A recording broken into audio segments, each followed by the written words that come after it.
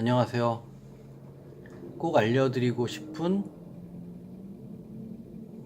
책 읽기 및 글쓰기 두 번째 시간입니다. 저는 아이들이 처음 오면은 일기를 한번 써보라고 해요. 아이들의 실력이 어느 정도 되는지 좀 알고 싶어서 그렇죠. 실력을 알아야지 거기에 맞춰서 아이들을 가르칠 수 있잖아요. 읽어볼게요. 어제 엄마, 미수, 나와 팝콘과 핫도그, 콜라를 먹으며 모아나 영화를 보았다. 영화를 보고 나서 햄버거를 먹으려고 하였는데 미수가 돈가스를 먹자고 하여서 돈가스를 먹었다. 맛없다. 영화 본 이야기를 쓰려고 하는 건지 돈가스 먹은 것을 이야기하려고 하는 건지 초점이 없죠. 아이들은 보통 일기 쓸 때 아침부터 저녁까지 있었던 일을 쭉 쓰죠. 근데 정작 자기가 하고 싶은 이야기를 써야 되는데 그냥 아이들은 일기를 그냥 하루 종일 있었던 이야기를 쓰는 거라고 생각하는가 봐요. 그래서 이제 이렇게 썼죠. 당연히 뭐 글도 재미도 없고 밋밋하고 주제도 없고 보통 우리나라 아이들의 수준이 뭐다 그렇다고 얘기할 수는 없지만은 제가 뭐 일부 사례만 가지고 뭐 모두 그렇다라고 얘기할 수 없지만은 제가 경험한 바에 의하면은 대부분의 아이들이 이렇게 글을 잘 못 써요. 그거는 그 아이들의 잘못이 아니고 가르치지 않은 사람들, 어른들의 문제가 있는 거죠. 모두 정말 그 영어 수학 공부에 매몰돼서 점수 따기에 급급하다 보니까 진작 중요한 그 공부의 기본이 되는 그 글 공부를 소홀히 하다 보니까 이렇게 된 거죠.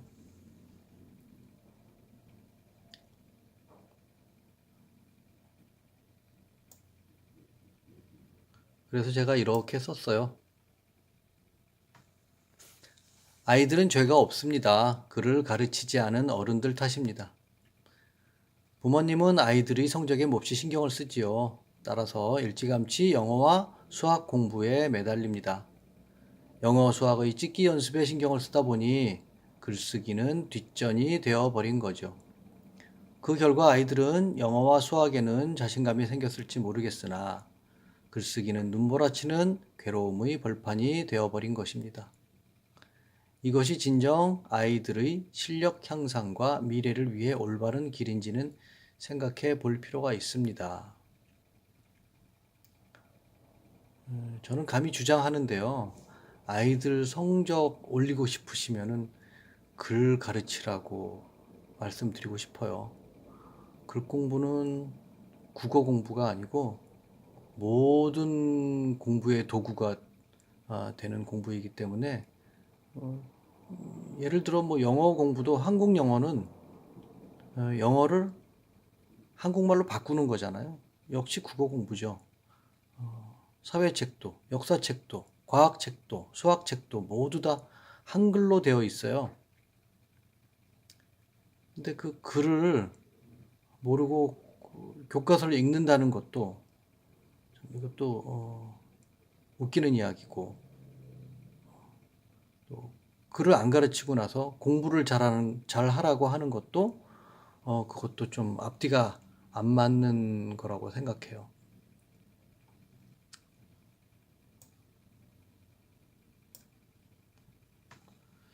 흔히들 글을 배우는 것은 국어 공부라 생각합니다.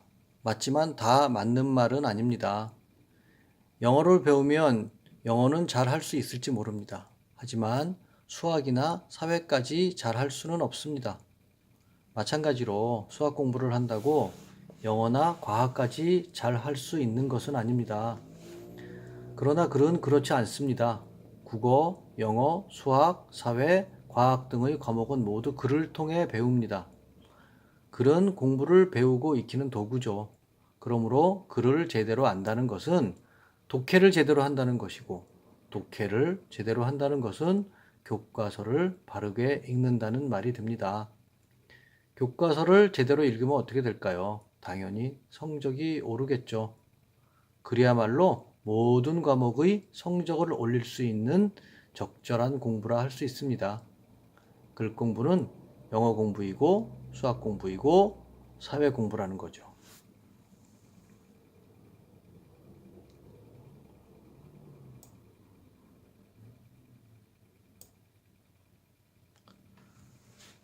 그러면 글에 대해서 좀 알아볼까요? 읽어드릴게요. 글에는 일기, 생활문, 기행문, 시, 동화, 설명문, 논설문 등 여러 종류가 있습니다. 이 글은 각 갈래별로 쓰임새가 다릅니다. 일기는 하루의 생활을 되돌아보는 기능을 하죠. 기행문은 여행을 다녀와서 보고 들은 것을 적은 글입니다. 설명문은 지식과 정보를 전해주는 역할을 합니다. 논설문은 주장과 근거로 읽는 이를 설득하는 글입니다. 이 가운데 일기는 유치원 때부터 쓰는 자기 표현의 기본이 되는 아주 중요한 글이지요. 일기를 잘 쓰게 되면 다음 단계인 생활문과 독후감을 아주 쉽게 배울 수 있습니다. 아울러 동화나 소설도 제대로 읽을 수 있는 능력을 가지게 되는 것은 물론입니다. 즉, 일기 쓰기는 동전의 양면과도 같은 책 읽기에도 큰 도움을 줍니다. 유치원 때부터 일기 쓰기 하죠. 일기를 쓰라고 하면서 일기를 어떻게 써야 되는지는 안 가르쳐 줬어요. 또 마찬가지로 책을 읽으라고 책도 사주고 하면서 책 읽는 법은 알려주질 않았어요. 책 읽는 법을 부모님도 모르시니까. 책 쓰는 법도, 글 쓰는 법도 모르니까 못 가르쳐 준 거죠.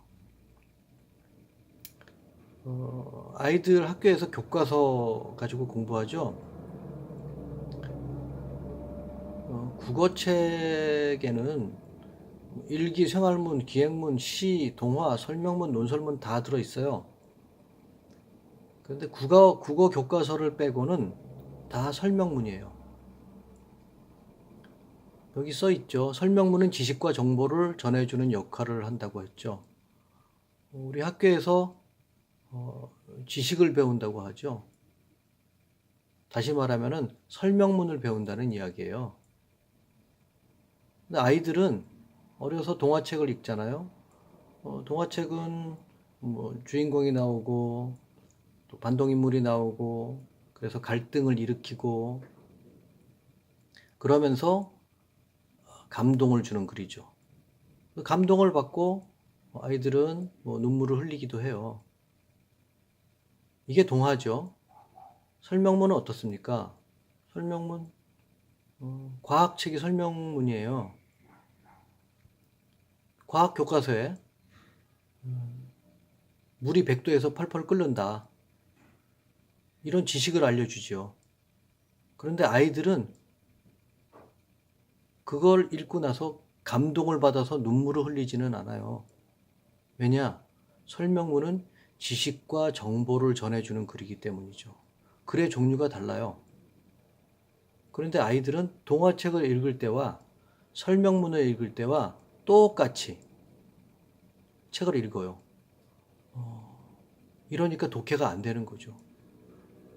동화책을 읽을 때는 동화의 모드로서 눈을 바꿔서 읽어야 되고, 설명문을 읽을 때는 이 글에는 어떤 지식과 정보가 가득 들어 있을까를 생각하면서 읽어야 되고, 논설문을 읽을 때는 주장을 찾고 거기에 합당한 근거를 찾아가면서 글을 읽어야 되는데, 그렇게 읽지 않다 보니까 독해가 제대로 안 되는 거죠. 한글을 안다고 해서 책을 다 읽을 수 있는 건 아니에요. 읽는 법을 배워야지 읽을 수 있는 거거든요. 좀 우리가 이 부분은 좀 생각해 볼 필요가 있어요. 다음 읽어보겠습니다. 일기가 유치원 어린이들이 배우는 기초적인 글이지만 결코 쉬운 글은 아닙니다. 글의 기초이기 때문에 배울 것이 오히려 더 많아요. 예를 들어 날씨 표현을 맑음, 흐림으로 쓴다면 이건 고전적인 표현입니다. 시시각각 달라지는 날씨를 잘 관찰하여 그 변화무쌍한 기후를 정확하고 재미있게 표현해야 합니다. 이 외에도 제목을 쓰는 방법, 주제를 잡는 방법, 주제를 강조하는 방법 등 별거 아닌 것 같은 일기 쓰기에도 고차원적인 쓰기 방법을 적용해야 일기다운 일기가 됩니다.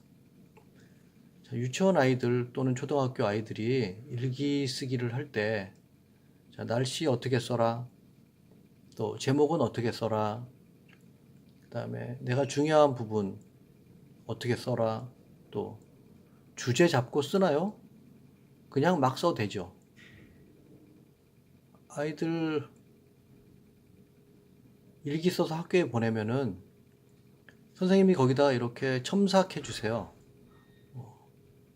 예를 들어 뭐 롯데월드에서 재밌게 놀았다, 뭐 그런 내용을 썼다면은 뭐 재미있었겠네, 그냥 요 정도로 써 주시죠. 이거는 첨삭이 아니에요. 감상이죠. 그러니까 이렇게 어려서부터 교육이 안 돼 있으니까 글쓰기 전혀 안 되는 거고, 글쓰기가 안 되니까 당연히 읽기도 안 되고, 그래서 참 문제가 많아요. 이런 문제를 어떻게 하면 해결할 수 있을까? 그래서 제가 이 강의를 시작한 겁니다. 요즘 글쓰기는 학교에서도 집에서도 배울 수가 없습니다. 그렇다고 평생 읽고 써야 할 글을 가르치지 않을 수는 없습니다. 어렵지만 이제부터라도 내 아이와 함께 글 공부를 시작해 보는 것이 어떨까요? 글 배울 곳도 별로 없어요. 부모님이 가르쳐 주실 수도 없고, 학교에서도 배울 수 없고, 우리 아이들이 어떻게 해야 되죠? 답답한 마음입니다. 글은 평생 읽고 써야 되는데, 이거를 어려서부터 배우지 않으면은 아이들이 점점 자라고 성인이 돼서까지도 글을 제대로 읽고 쓸 수 없을 텐데요. 걱정입니다. 오늘 강의는 여기까지 하겠습니다. 감사합니다.